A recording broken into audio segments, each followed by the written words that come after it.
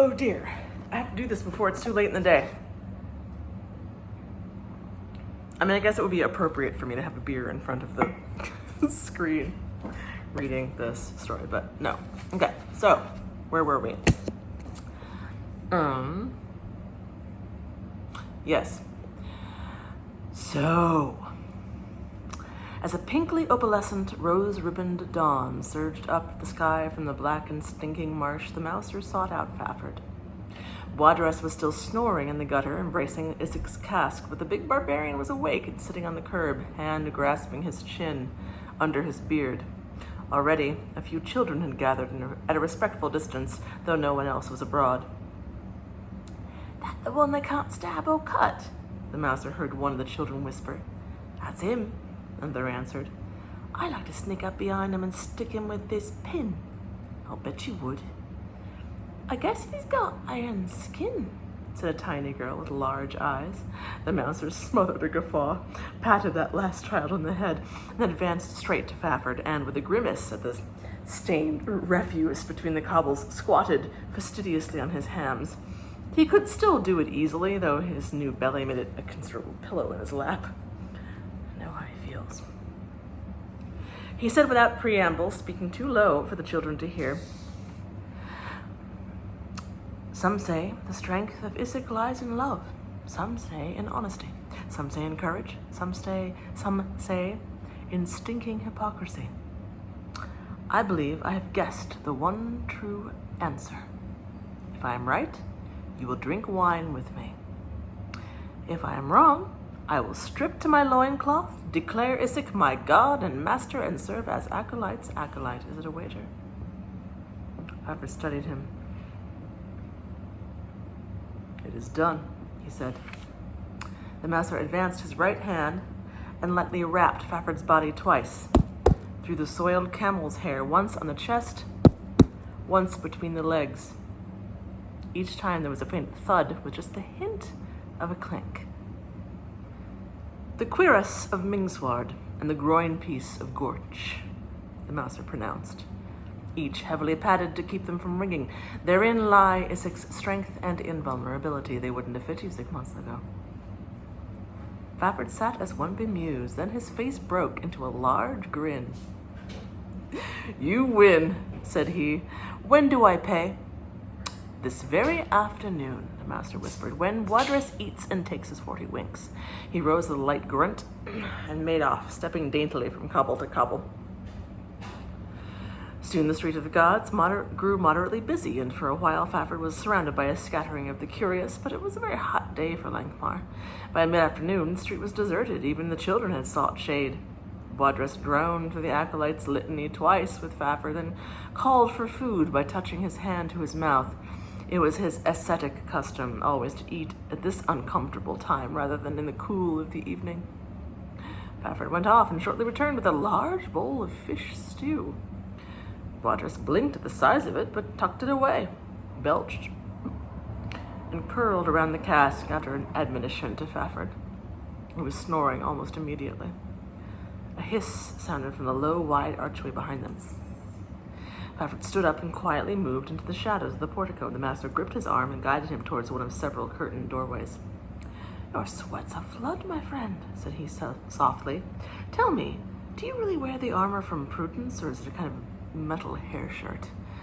Fafford did not answer. He blinked at the curtain the master drew aside. "I don't like this," he said. "It's a house of assignation. I may be seen, and then what will dirty-minded people think?" "Hung for the kid, hung for the goat," the master said lightly. "Besides, you haven't been seen yet. In with you."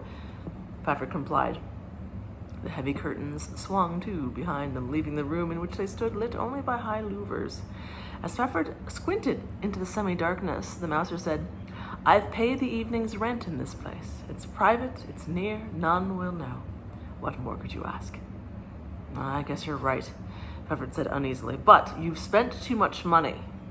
Understand, my little man, I can have only one drink with you. You tricked me into that after a fashion you did, but I pay. But only one cup of wine, little man. We're friends, but we have our separate paths to tread. So, only one cup. Or at most 2. Naturally, purred the mouser. The objects in the room grew in the swimming gray blank of Fafford's vision. There was an inner door, also curtained, a narrow bed, a basin, a low table and stool, and on the floor beside the stool several portly, short-necked, large-eared shapes. Fafford counted them, and once again his face broke into a large grin.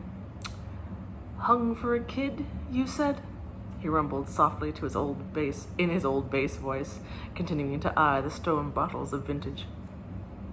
"I see 4 kids, mouser." The mouser echoed himself. "Naturally." By the time the candle the mouser had fetched was guttering in a little pool, Fafford was draining the 3rd kid. He held it upended above his head and caught the last drop, then batted it lightly away like a large feather-stuffed ball. As its shards exploded from the floor, he bent over from where he was sitting on the bed, bent so low his beard brushed the floor, and clasped the last kid with both hands and lifted it with exaggerated care onto the table. Then, taking up a very short-bladed knife and keeping his eyes so close to his work that they were inevitably crossed, he picked every last bit of resin out of the neck, flake by flake. Fafford no longer looked at all like an acolyte, even a misbehaving one. After finishing the first kid, he had stripped for action. His camel's hair robe was flung into one corner of the room, the pieces of padded armor into another.